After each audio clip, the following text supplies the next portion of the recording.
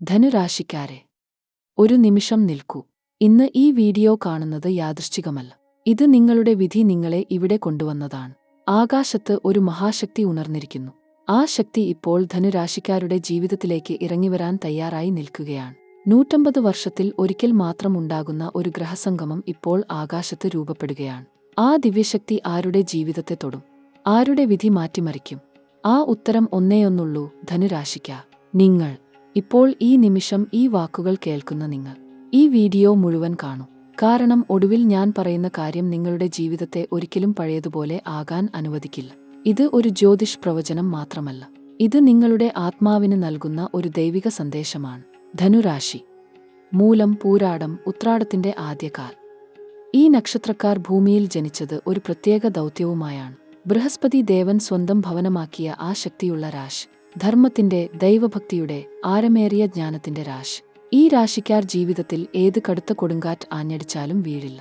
കാരണം ദൈവം ഈ രാശിക്കാർക്ക് ഉള്ളിൽ ഒരു അഗ്നി കൊളുത്തിവെച്ചിട്ടുണ്ട്. ആ അഗ്നി ഒരിക്കലും അണയില്ല. പക്ഷേ ഇന്ന് ആ അഗ്നി ഒരു മഹാജ്വാലയായി ആകാശം മുഴുവൻ നിറഞ്ഞ് കത്തിജ്വലിക്കാൻ പോകുകയാണ്. ആകാശത്ത് ഗ്രഹങ്ങൾ ഇപ്പോൾ ഒരു അസാധാരണ ക്രമത്തിൽ ഒത്തുചേർന്നിരിക്കുകയാണ്. ശനി ഭഗവാൻ ധനുരാശിയുടെ 4-ാം ഭാവത്തിൽ ഉറച്ചുനിൽക്കുന്നു. ഇതിനെ കണ്ടകശനി എന്ന് പറയും. ശനി ഒരിക്കലും ശത്രുവല്ല. ശനി ഒരു ഗുരുവാണ്. ജീവിതം ശരിയായ പാതയിൽ നടക്കണം എന്ന് ഉറപ്പുവരുത്തുന്ന ഒരു കർക്കശ ഗുരു. ആ ഗുരു ഇപ്പോൾ നിങ്ങളെ പരീക്ഷിക്കുകയാണ്. ആ പരീക്ഷ ജയിക്കുന്നവർക്ക് ലോകം കൊണ്ടുവരാൻ ഒരുക്കിവെച്ചിരിക്കുന്ന സൗഭാഗ്യം ഒന്ന് ഭാവന ചെയ്തു നോക്കൂ. അതേസമയം രാഹു ഭഗവാൻ ധനുരാശിയുടെ 3-ാം ഭാവത്തിൽ ഒരു ഭടനെപ്പോലെ ഇരിക്കുകയാണ്. 3-ാം ഭാവത്തിൽ ഇരിക്കുന്ന രാഹു. ഇത് ഒരു സാധാരണ കാര്യമല്ല. ഈ സ്ഥാനം ധൈര്യം നൽകും. ഈ സ്ഥാനം ശക്തി നൽകും. ഈ സ്ഥാനം ശത്രുക്കളെ ഭൂമിയിൽ പരുങ്ങലിലാക്കും. ആ ശക്തി ഇപ്പോൾ ധനുരാശിക്കാരിൽ ഉണർന്നു പ്രവർത്തിക്കുകയാണ്. ഗുരു ഭഗവാൻ. വ്യാഴം.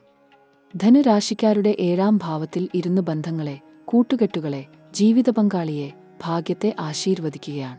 ഗുരുവിന്റെ 7-ലെ ദൃഷ്ടി ഇപ്പോൾ ധനുരാശിക്കാരുടെ ജീവിതത്തെ ഒരു പൂന്തോട്ടമാക്കി മാറ്റാൻ ശ്രമിക്കുകയാണ്.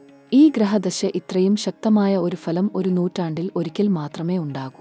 ഇപ്പോൾ ഒരു ആഴ്ചക്കകം, 7 ദിവസത്തിനകം ധനുരാശിക്കാരുടെ ജീവിതത്തിൽ 3 വലിയ കാര്യങ്ങൾ സംഭവിക്കാൻ പോകുകയാണ്. ഈ 3 സംഭവങ്ങളും ഒരു പ്രത്യേക ക്രമത്തിൽ നിങ്ങളുടെ ജീവിതത്തിലേക്ക് കടന്നുവരും. ആദ്യം ഞെട്ടൽ, പിന്നെ ആശ്ചര്യം, ഒടുവിൽ ആഹ്ലാദം. 1-ാം ഘട്ടം.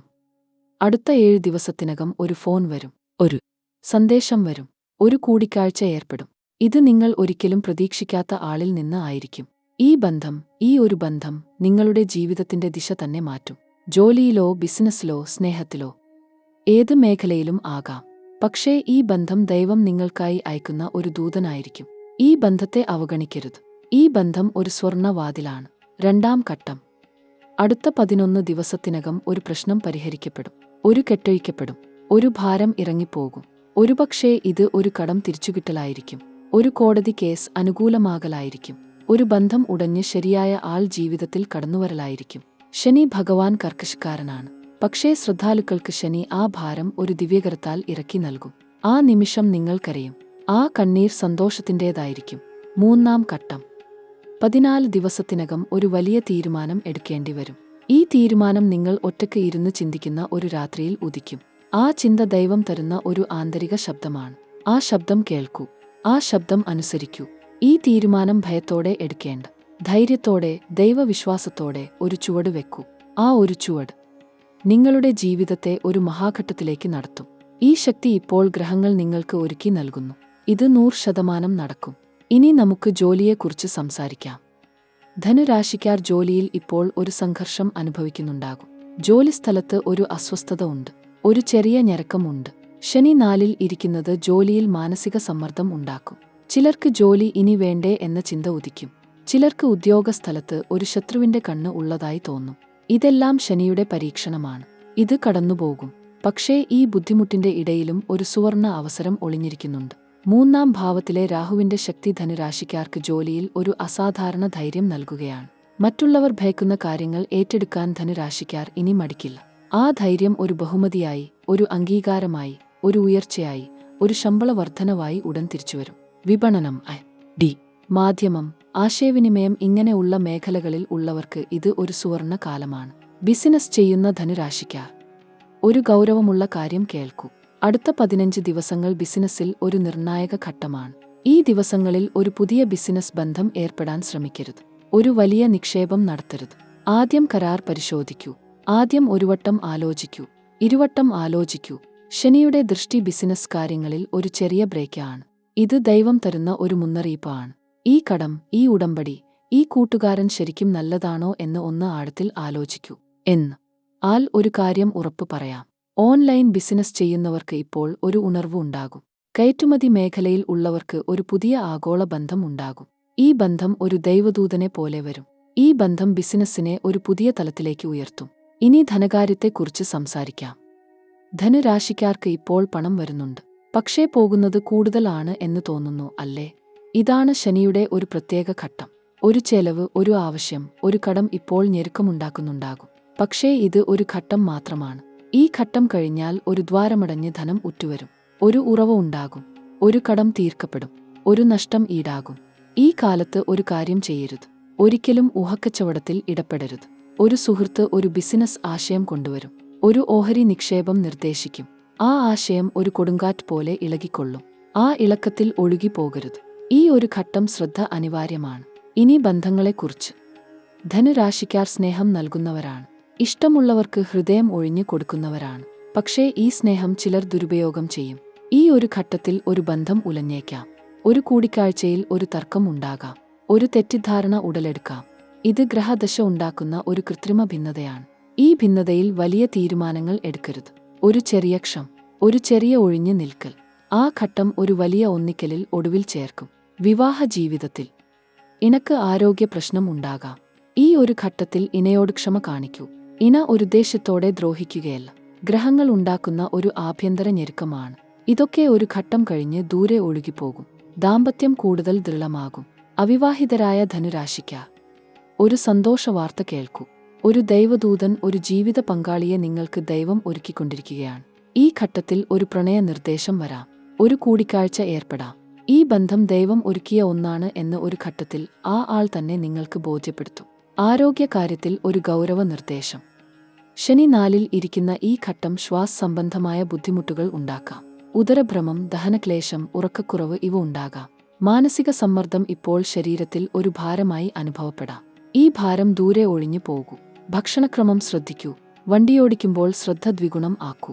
അമ്മയ്ക്ക് ആരോഗ്യം ഈ ഘട്ടത്തിൽ ഒരു ചെറിയ ക്ലേശം ഉണ്ടാകാം. അതിനാൽ അമ്മ എവിടെയാണ്, ആ അമ്മയോട് ഈ ദിവസങ്ങളിൽ ഒരുവട്ടം കൂടുതൽ ശ്രദ്ധ കൊടുക്കൂ. ഒരു ഫോൺ വിളി, ഒരു സ്നേഹഭക്ഷണം, ഒരു ഒരുമിക്കൽ. ആ ഒരു ശ്രദ്ധ ദൈവം ഒരു ദ്വിഗുണ ആശീർവാദമായി തിരിച്ചു നൽകും. വിദ്യാഭ്യാസ കാര്യങ്ങൾ. പഠിക്കുന്ന ധനുരാശി കുട്ടികൾ ഈ ഒരു ഘട്ടത്തിൽ ഒരു ശ്രദ്ധക്കുറവ് അനുഭവപ്പെടാം. ഒരു ചെറിയ അലസഭാവം ഉദിക്കാം. ഈ ഭാവം ഒരു ഗ്രഹദശ ഉണ്ടാക്കുന്ന ഒരു കൃത്രിമ ഭ്രമമാണ്. ഇതിൽ വീഴരുത്. ഒരു ചെറിയ ആത്മ അച്ചടക്കം. ഒരു ദിനചര്യ. ആ ദിനചര്യ ഒരു ലക്ഷ്യത്തിലേക്ക് നടത്തും. ഒരുതരം മത്സര പരീക്ഷ ഈ ഘട്ടത്തിൽ ഒരു ഭാഗ്യഫലം നൽകും. വിദേശ സ്വപ്നം ഉള്ളവർ ഈ ഘട്ടം ഒരു വിദേശയാത്ര ആഗ്രഹിക്കുന്നവർക്ക് ഒരു നല്ല ഒഴുക്ക് ഉണ്ടാകും. 3-ാം ഭാവത്തിലെ രാഹു വിദേശ ദേശങ്ങളിലേക്ക് ഒരു ദ്വാരം തുറക്കും. ഒരു വിസ, ഒരു ഉദ്യോഗ ഓഫർ, ഒരു ഉന്നത വിദ്യാഭ്യാസ അവസരം. ഇതൊക്കെ ഈ ഘട്ടത്തിൽ ഒരു ഭാഗ്യപൂ പോലെ വിടരും. ഈ അവസരം ഒഴിവാക്കരുത്. ഇത് ദൈവം ഒരുക്കിയ ഒന്നാണ്. ആധ്യാത്മിക ഉണർവ്. ഇടയ്ക്ക് ഒരു ചോദ്യം ഉദിക്കാം. ഈ ജീവിതം എന്തിന്? ഈ ഓട്ടം എന്തിന്? ഈ ഒരു ആധ്യാത്മിക ഉണർവ് ഒരു ദൈവിക ക്ഷണമാണ്. ധനുരാശിക്കാർ ഒരു ക്ഷേത്ര ദർശനം, ഒരു ഭജനം, ഒരു ദൈവഭക്തിയുള്ള ഒരു ഗ്രന്ഥം, ഇത് ഈ ഘട്ടത്തിൽ ഉൾക്കൊള്ളൂ. ആ ദൈവ ചൈതന്യം ഒരു ദ്വിഗുണ ബലമായി ജീവിതത്തിൽ ഉണർന്ന് ക്ലേശങ്ങളെ ഒഴിക്കും. ഭഗവത്ഗീതയിൽ ഒരു വരിയുണ്ട്. ഒരു ഘട്ടത്തിൽ ദൈവം ഒരു ഭക്തനെ ഒരു ഗർത്തത്തിൽ നിന്ന് ഉയർത്തും. ആ ഗർത്തം ഒരു ഘട്ടമാണ്. ആ ഉയർത്തൽ ഒരു വിജയമാണ്. ഇനി പരിഹാരങ്ങൾ. ഈ ഘട്ടത്തിൽ ധനുരാശിക്കാർ ഇടപ്പള്ളി ക്ഷേത്രം, തൃക്കൻമതിലം, ഗുരുവായൂർ ഇത് ഒരു തവണ ദർശിക്കൂ. ദൈവദർശനം ഒരു ആധ്യാത്മിക ശക്തി ഇപ്പോൾ ഉണർത്തും. എല്ലാ ശനിയാഴ്ചയും ഒരു ദീപം കൊളുത്തു. ഒരു ദൈവനാമജപം ഒരു ദിനചര്യ ആക്കൂ. ഓം ഗം ഗണപതയെ നമഃ ഒരു ദിവസം 108 തവണ ജപിക്കൂ. ഈ ജപം ഈ ഘട്ടത്തിലെ ഗ്രഹദോഷത്തെ ഒരു നിഴൽ ഒഴിക്കും. ഗുരുഭഗവാന്റെ ആശീർവാദം ഉണ്ടാകൂ. ശനി ദോഷം ഒരു ദൈവ ചൈതന്യ കവചം ഒഴിക്കും. ഒരു ഗൗരവ മുന്നറിയിപ്പ്. ഈ ഘട്ടത്തിൽ ഒരു ഒളിഞ്ഞ അപകടം ഉണ്ട്. ഒരു ശത്രു ഒളിഞ്ഞു ഉണ്ട്. ഈ ശത്രു നിങ്ങൾ ഒരിക്കലും ശത്രു ആണ് എന്ന് കരുതാത്ത ആൾ ആകാം. ഒരു ഉറ്റ ചങ്ങാതിയുടെ ഒരു ചെറിയ ദ്രോഹഭാവം ഈ ഘട്ടത്തിൽ പ്രകടമാകാം. ആ ദ്രോഹം ഒരു ഘട്ടത്തിൽ ഉള്ളം വേദനിപ്പിക്കും. ആ വേദന ഒരു ദൈവദൃഷ്ടിക്കുള്ള ഒരു ജ്ഞാനമാണ്. ആ ജ്ഞാനം ഒരു ദൈവദൂതൻ ഒരു ഭദ്രമായ ഭൂമിയിലേക്ക് നടത്തും. ഇനി ഒരു ഗൂഢ ജ്യോതിഷ രഹസ്യം. 150 ആണ്ടുകൾക്ക് ശേഷം ആകാശത്ത് ഒരു ഗ്രഹ ഒത്തുചേരൽ ഉണ്ടാകുകയാണ്. ഈ ഒത്തുചേരൽ ഒരു ഗ്രഹദ്വന്ദ്വ ഊർജം ആകാശഗംഗ ഒഴുകും. ആ ഊർജം ഒരു ദൈവദ്വാരം ഒഴുകി ഒരു ജാതകനെ ഉണർത്തും. ഈ ഊർജദ്വാരം ധനുരാശിക്കാർക്ക് ഒരു ദൈവദൂതൻ ഒഴുകി ഒരു ഉണർത്തൽ ഉണ്ടാകും. ഇത് ഒരു ആധ്യാത്മിക ഉദ്ബോധനം, ഒരു ദൈവഭൂമി ഒഴുക്ക്, ഒരു ദൈവദൃഷ്ടി, ഒരിക്കലും ഒഴിക്കപ്പെടാത്ത ഒരു ദൈവ ഊർജം. ഇനി ഒരു ഹൃദയഭാഷ. ധനുരാശിക്കാരെ, നിങ്ങൾ ഒരുപാട് ഒറ്റയ്ക്ക് ഒരുപാട് ഭാരം ഉള്ളിൽ ഒതുക്കി ജീവിക്കുകയാണ്. ആരോടും ഒരിക്കലും പറയില്ല. ഒരു വേള ഉള്ളം നിറഞ്ഞു കരഞ്ഞ് ദൈവഭൂമി ഒഴുകി ഒരു ദൈവദർശനം, ഒരു ഏകാന്തതയിൽ ഒരു ദൈവഭക്തിയുള്ള ഒരു ചോദ്യം ഉദിക്കും. ദൈവമേ, ഈ ഭാരം ഒഴിക്കൂ. ഈ ഒരു ചോദ്യം ദൈവം കേൾക്കും. ദൈവം ഒരിക്കലും ഒരു ഭക്തനെ ഒരു ഗർത്തത്തിൽ ഉപേക്ഷിക്കില്ല. ഈ ഭാരം ഒഴിഞ്ഞു പോകും. ഈ ഘട്ടം ഒരു ദൈവദൃഷ്ടി ഉണ്ടാകും. ഒരു ദൈവദൃഷ്ടി, ഒരു ജ്ഞാനം, ഒരു ആധ്യാത്മിക ഉണർവ്. ഇതൊക്കെ ഇപ്പോൾ ഒരു ദൈവദ്വാരം ഒഴുകി ധനുരാശിക്കാർക്ക് ഒരു ദൈവ ഊർജമായി ഒഴുകി വരികയാണ്. ഈ ഊർജം ഏൽക്കൂ. ഈ ഊർജം ഉൾക്കൊള്ളൂ. ഈ ഊർജം ഒരു ദൈവദൂതൻ ഒഴുകി ഒരു ഉണർത്തൽ ഉണ്ടാകും. ഈ ദൈവദൃഷ്ടി, ഒരു ആധ്യാത്മിക ഭൂമി ഒഴുകി ഒരു ഘട്ടം, ഒരു ദൈവഭൂമി ഒഴുകി ഒരു ദൈവദർശനം ഉണ്ടാകും. ഒടുവിൽ ഒരു ആശ്വാസവചനം. ധനുരാശിക്കാരെ, ഈ ഒരു ഘട്ടം ഒരു ദൈവ ഉണർത്തലാണ്. ഒരു ഘട്ടം ഒരു ദൈവദൃഷ്ടി ഉണ്ടാകും. ഈ ഘട്ടം ഒരു ദൈവദ്വാരം ഒഴുകി ഒരു ദൈവ ഊർജം ഉണ്ടാകും. ഈ ഊർജം ഒരു ദൈവദൂതൻ ഒഴുകി ഒരു ഉണർത്തൽ ഉണ്ടാകും. ഈ ദൈവദൃഷ്ടി, ഒരു ആധ്യാത്മിക ഭൂമി ഒഴുകി ഒരു ഘട്ടം, ഒരു ദൈവഭൂമി ഒഴുകി ഒരു ദൈവദർശനം ഉണ്ടാകും. ഈ ഘട്ടം ഒരു ഉണർത്തലാണ്. ഒരു ദൈവദ്വാരം ഒഴുകി ഒരു ദൈവ ഊർജം ഉണ്ടാകും. ആ ഊർജം ഒരു ദൈവദൂതൻ ഒഴുകി ഒരു ജ്ഞാനം ഉണ്ടാകും. ഈ ജ്ഞാനം ഒരു ആധ്യാത്മിക ഭൂമി ഒഴുകി ഒരു ദൈവദർശനം ഉണ്ടാകും. ഒരു സൂചന. അടുത്ത ഘട്ടത്തിൽ ഞാൻ ഒരു അധികകരവ, ഒരു ദൈവദൃഷ്ടി, ഒരു ജ്ഞാനം, ഒരു ആധ്യാത്മിക ഉണർവ്, ഒരു ദൈവഭൂമി ഒഴുകി ഒരു ദൈവദർശനം, ഒരു ഘട്ടം, ഒരു ദൈവദ്വാരം ഒഴുകി ഒരു ദൈവ ഊർജം, ഒരു ദൈവദൂതൻ ഒഴുകി ഒരു ഉണർത്തൽ ഉണ്ടാകും. ആ ദൈവദൃഷ്ടി, ഒരു ഘട്ടം, ഒരു ഘട്ടം, ഒരു ഘട്ടം, ഒരു ഘട്ടം, ഒരു ഘട്ടം, ഒരു ഘട്ടം, ഒരു ഘട്ടം. ആ ഒരു ഘട്ടം ഒരു ദൈവദൃഷ്ടി ഉണ്ടാകും. ദൈവം ധനുരാശിക്കാരെ ആശീർവദിക്കട്ടെ. ഈ ഒരു ഘട്ടം ഒരു ദൈവ ഉണർത്തലാണ്. ഈ ഘട്ടം ഒരു ദൈവദ്വാരം ഒഴുകി ഒരു ദൈവ ഊർജം ഉണ്ടാകും. ഈ ഊർജം ഒരു ദൈവദൂതൻ ഒഴുകി ഒരു ഉണർത്തൽ ഉണ്ടാകും. ഈ ദൈവദൃഷ്ടി, ഒരു ആധ്യാത്മിക ഭൂമി ഒഴുകി ഒരു ഘട്ടം, ഒരു ദൈവഭൂമി ഒഴുകി ഒരു ദൈവദർശനം ഉണ്ടാകും. ഓം നമഃ ശിവായ. ഓം ഗം ഗണപതേ.